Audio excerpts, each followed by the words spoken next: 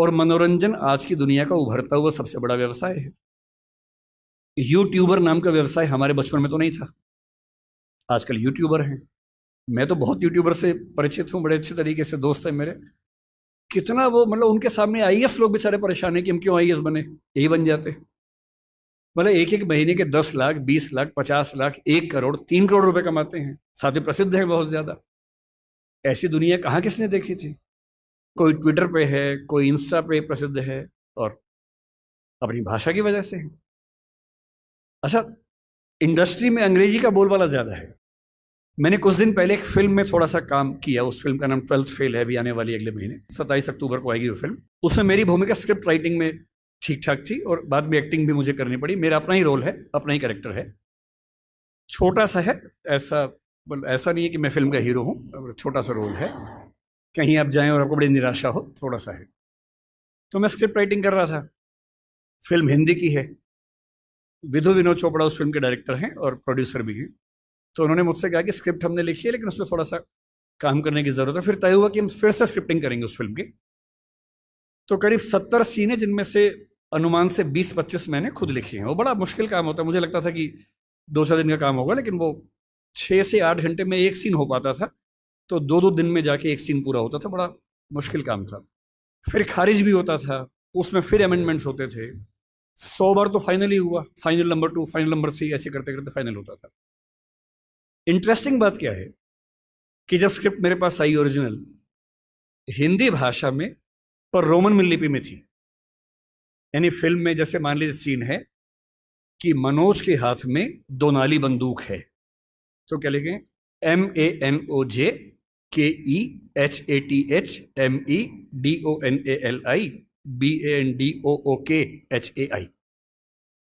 अच्छा, मुझे हिंदी रोमन लिपि में पढ़ने में बड़ी बाधा होती है, दुविधा होती है। एक तो बात यहां से वहां हो जाती है। जैसे कोई ध और ढ का अंतर बता ही नहीं सकता अगर मैं रोमन में लिखूं। कोई ऐसा शब्द हो जिसमें ध और ढ में कंफ्यूजन हो जाए। अब मैं कुछ भी करके नहीं समझ सकता कि DH ध है कि ढ है, क्योंकि वो लिपि मेरी भाषा के हिसाब से बनी ही नहीं है। ड़ अंग्रेजी में मैं कितनी भी कोशिश करूं लिख ही नहीं सकता हूं, ण लिख ही नहीं सकता हूं। मैं हरियाणा में जा रहा हूं और मैं हरियाणा में बोल रहा हूं कि ए बालक इधर आ। बालक नहीं बोलते हैं, ड़ बोलते हैं। जो ड़ भी नहीं है, ल भी नहीं है, दोनों के बीच के साउंड है। अब मैं रोमन में कितनी भी कोशिश करके लिख ही नहीं सकता वो चीज। और एक्टर को बोलना क्या है? बालक। सड़क नहीं लिख सकता हूं, SARAK या SADAK। कैसे लिखूं? या तो उस लिपि को उसके फोनेटिक्स के हिसाब से चेंज करूं, जो फिलोसफी में हम करते भी हैं। नहीं तो कैसे काम चले? तो मैंने उनसे कहा, मैंने कहा सर, मैं देखिए मुझे बड़ी असुविधा होती है इसमें, मैं देवनागरी में लिखूंगा, और आप कहेंगे तो मैं उसको रोमन में कर दूंगा बाद में, पर पहली बार मैं आत्मा में उतरने दो, मुझे देवनागरी में लिखने दो। तो उनको आश्चर्य हुआ कि ऐसा भी होता है, क्योंकि उस इंडस्ट्री में आमतौर पर ऐसा नहीं होता है। तो मैंने देवनागरी में एक सीन लिखा, लिख के भेजा। नियम था कि मैं रोज रात को 3 बजे ईमेल करता था। मेरा शेड्यूल था 3 बजे सोने का, उनका था 5 बजे उठने का। तो 5 बजे उठ के पढ़ते थे और 6 बजे तक कमेंट्स आ जाते थे। फिर मैं उठने के बाद उसको ठीक करता था। तो जब पहली बार मैंने भेजा उनको हिंदी में सीन लिख के, तो नेक्स्ट डे वीडियो कॉल हमारी चल रही थी। अब सोचिए, विधु विनोद चोपड़ा जो कि बहुत बड़े डायरेक्टर प्रोड्यूसर है इस इंडस्ट्री के, 5-6 लोग टीम में हैं, बड़े बड़े लेखक हैं, डायरेक्टर्स हैं, वो सब उस टीम में वीडियो कॉन्फ्रेंसिंग में हैं। सबके सामने क्या बोले? बोले यार ईमानदारी की बात है, पढ़ के मजा आ गया।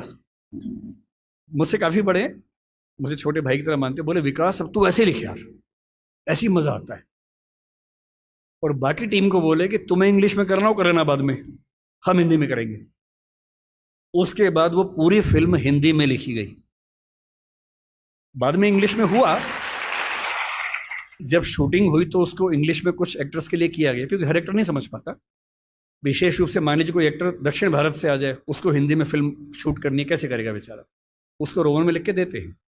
पर कुछ लोग हैं, अमिताभ बच्चन एक जमाने में ऐसा करते थे, आशुतोष राणा इस समय ऐसा करते हैं। मेरे मित्र हैं, कुछ दिन पहले बता रहे थे कि उनकी स्क्रिप्ट अभी भी हिंदी में लिखी हुई आती है, देवनागरी में लिखी हुई आती है। उनका तेवर है कि भाई देवनागरी में पढ़ूंगा, रोमन में नहीं आत्मा पकड़ में आती है, तो करते हैं उसमें। मेरा जो कहना है वो ये कि मनोरंजन की दुनिया में इतने अवसर हैं, और उन अवसरों में हिंदी का मुकाबला किसी भाषा में नहीं हो सकता है। बस थोड़ा सा अपनी ताकत का एहसास करिए, घबराइए मत, डरिए मत।